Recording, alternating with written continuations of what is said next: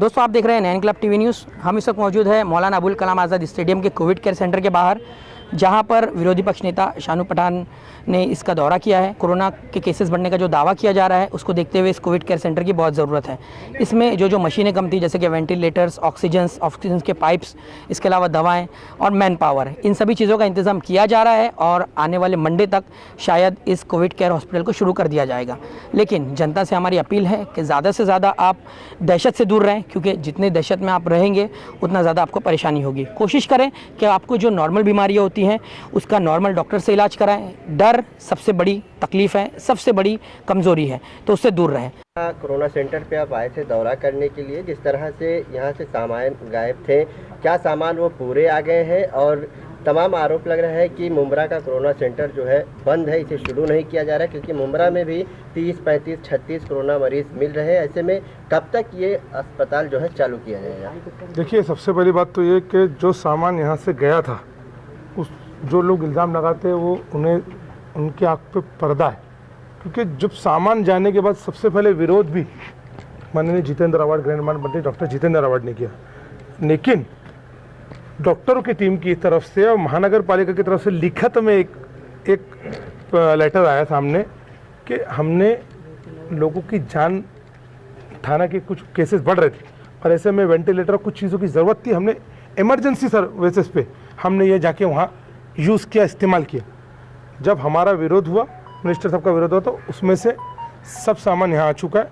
Ventilator और कुछ चीज़ें ग्लोबल हॉस्पिटल में वहाँ पे है, हम उन्हें हटाने नहीं बोल सकते, ना ही लाने बोल सकते, क्योंकि ग्लोबल में आज भी मुंब्रा, कौसा और थाना और ये पेशेंट भी वहाँ पे मौजूद है।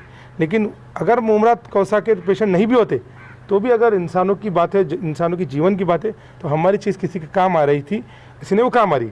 लेकिन गलती ये थी कि उन्होंने, माड़ा ने ये बनाया, ना ही मिनिस्टर साहब को उसकी जानकारी दी, उन्हें देना चाहिए था। लेकिन मेडिकल ऑफिसरों की आपस में कुछ निर्णय होके ये चीज़ों को हटाई गई थी और ज़्यादातर चीज़ें यहाँ पे सब आ चुकी है। हमारे कुछ लोग टैली भी कर रहे हैं, अगर कुछ चीज़ें नहीं आई होंगी और कुछ यहाँ से गया होगा तो कोई भी ऑफिसर को छोड़ा नहीं जाएगा सर। लेकिन दूसरी बात, किरीट सोमैया यहाँ पे सर जब दूसरी बात, हाँ बोलिए। किरीट सोमैया जब यहाँ पर दौरा करने आए तो उनको दौरा करने नहीं दिया गया, उन्हें कलवा पुलिस स्टेशन क्यों करेंगे? शिकायत किरीट सोमैया अगर यही सब बातें, किरीट सोमैया क्यों दौरा करेंगे? क्यों दौरा करेंगे? हाँ, क्या उन्होंने बनाया हॉस्पिटल? अरे जिस शख्स ने दिन रात माड़ा में मेहनत करके अपने मंत्रालय का पैसा लाया कि कलवा मुंब्रा के अंदर एक हॉस्पिटल हो सके और जिसका नाम पूरे महाराष्ट्र में हो सके, वो एक एग्जाम्पल पहले दे चुके हैं, 1 साल पहले। उनका हॉस्पिटल के ऊपर उन्होंने ही प्रश्न किया कि मेरी चीज़ें नहीं लाई गई तो एफआईआर दाखिल करेंगे, तो उस पर किरीट सोमैया राजनीति करने आएंगे? ये राजनीति का अखाड़ा नहीं है।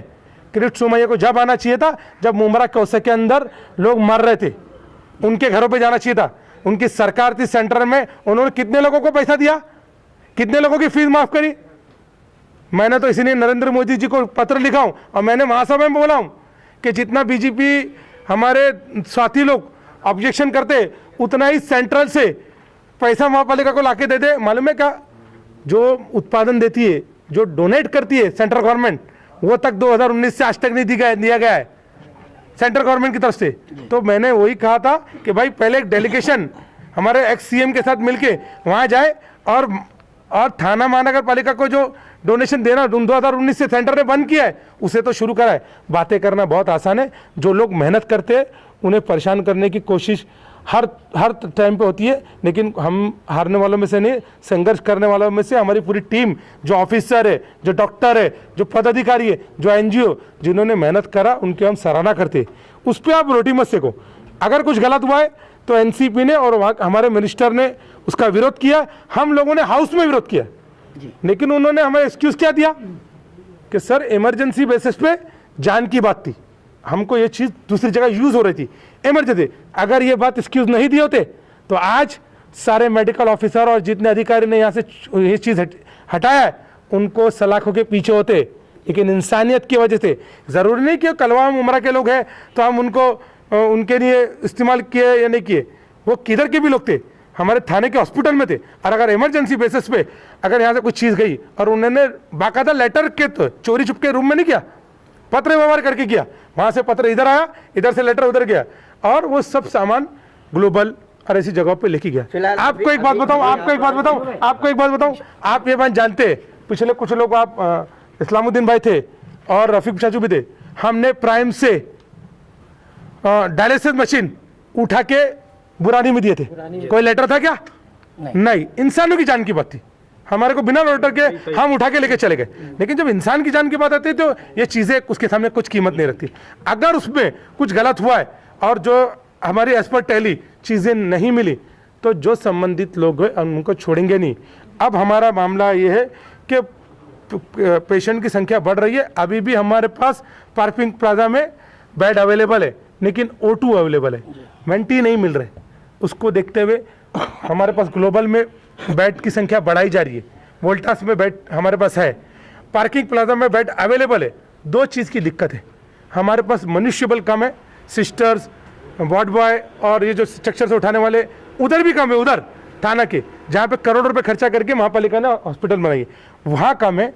वहाँ के साथ साथ अब हमको हमारी तैयारी यहाँ करना चाहिए, क्योंकि हम उमरा में भी पेशेंट बढ़ रहे हैं, और ये पेशेंट सुनिए ना, और ये पेशेंट कितने तक जाएंगे इसके लिए कोई बोल नहीं सकते।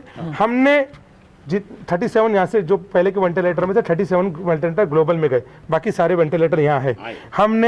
हमने अभी जो चेकिंग किया ऑफिसरों के साथ, डॉक्टरों के साथ, जो चीज़ की ज़रूरत थी हम कोशिश करके, कमिश्नर साहब, माननीय जितेंद्र रावत साहब का आदेश है, कमिश्नर साहब से हमारी बात हो चुकी है, हम लोग सारी मंजूरी बाद में लेंगे। मेरी महापौर साहब से बात हुई है कि महासभा स्टैंडिंग जो भी मंजूरी है हम तुरंत ले लेंगे, उसकी हमको ज़रूरत के लिए रुकना नहीं चाहिए, क्योंकि पेशेंट की संख्या और बढ़ रही है। तो इसलिए हम मंडे इंशाल्लाह ताला या ट्यूसडे, मंडे को ही हम OT शुरू करेंगे, O2 शुरू करेंगे, और बाकी चीज़ उसके साथ साथ तुरंत शुरू करेंगे विद इन इस वीक में के अंदर। मुंबरा का कोविड हॉस्पिटल जैसे पहले था वैसे पूरी तैयारी के साथ हमारी पूरी टीम जिन्होंने पहले काम करी उससे ज़्यादा तैयारी के साथ करेंगे, क्योंकि पहले की कोविड की तैयारी का हमको एक्सपीरियंस नहीं था, अभी तो है, और अनुभवी लोग हैं जिन्होंने उस पर काम किए। तो उससे बेहतर तैयारी के साथ हमारे ऑफिसर, हमारे मेडिकल टीम, हमारे सफाई कामगार और हमारे NGO और हमारे पत्रकार बंधु भी जिन्होंने हमारे साथ दिया, उसके साथ बेटर तैयारी के साथ हम कोविड का हॉस्पिटल शुरू करेंगे। शानू भाई, जैसे कि घोटाले की बात आ रही है, तो मंत्री जी का आरोप था TMC के जो यहाँ के डॉक्टर थे राजू मुरुडकर, उनके ऊपर आरोप था, और कहीं ना कहीं राजू मुरुडकर जी के ऊपर घोटाला होते हुए पकड़ा भी गया। एंटी करप्शन ब्यूरो ने 15 लाख की मांगनी थी, 5 लाख लेते हुए उन्हें गिरफ्तार किया गया।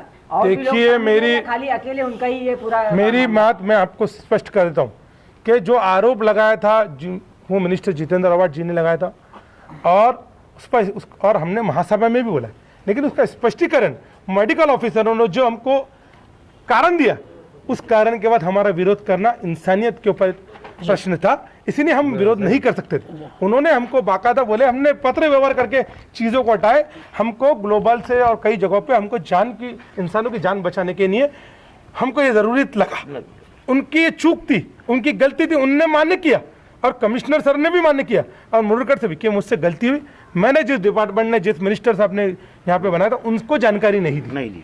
अगर उनको जानकारी मिलती तो मुझे यकीन है कि वो भी मना नहीं करते, क्योंकि इंसान की जान से बढ़ के कुछ नहीं। क्या क्या ज़रूरतें हैं और कब तक ये पूरे हो जाएंगे?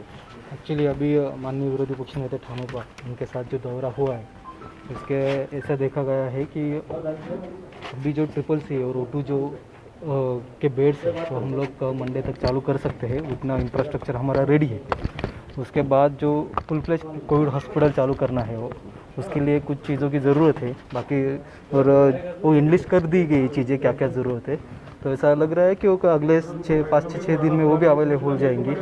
बात आती है आपकी, अब ऐसी बात की आपने, और जो इलेक्ट्रिकल सप्लाई वगैरह है तो उनको उसके लिए भी हमारा पत्र हो चुका है, और वो भी 4-5 दिन में वो भी चालू हो जाएगा। मैन पावर की कमी की बात की उन्होंने विरोधी पक्ष नेता शानू पठान ने, तो उसको किस तरह से पूरा करेंगे? मैन पावर की बात क्या ना, ज़रूरत जो है वो इसके पहले भी जो लोग यहाँ पे काम कर चुके हैं, तो हम लोग को पता है कि क्या मैन पावर अभी ज़रूरत है। पहले वो अंदाज़ा नहीं था, अभी वो अंदाज़ा है, तो उसके हिसाब से हम लोग हेड ऑफिस से मांग करके वो हमें मिल जाएंगे। सर, क्योंकि उसकी एक शिकायत थी उनकी कि पिछली बार जो उन्हें कुछ सैलरी को लेकर दिक्कत हुई थी, इसीलिए तो सर उस ताल्लुक से पूछ रहे थे, क्योंकि लोग अब हिचकिचाएंगे काम करने के लिए, तो क्या है उसको किस तरह से आप क्या कहना चाहिए? नहीं, अभी क्या पहले सैलरी का जो कुछ इशू है अभी मुझे तो याद नहीं आ रहा है फिलहाल, लेकिन ऐसी दिक्कत अभी तो नहीं होगी। क्या हालत ना जो रहेगी उन लोग के प्रॉपर क्या हालत ना मास्टर रिकॉर्ड कीपिंग रहेगा और उनके हिसाब से उनकी सैलरी भी होगी, कोई दिक्कत नहीं रहेगी।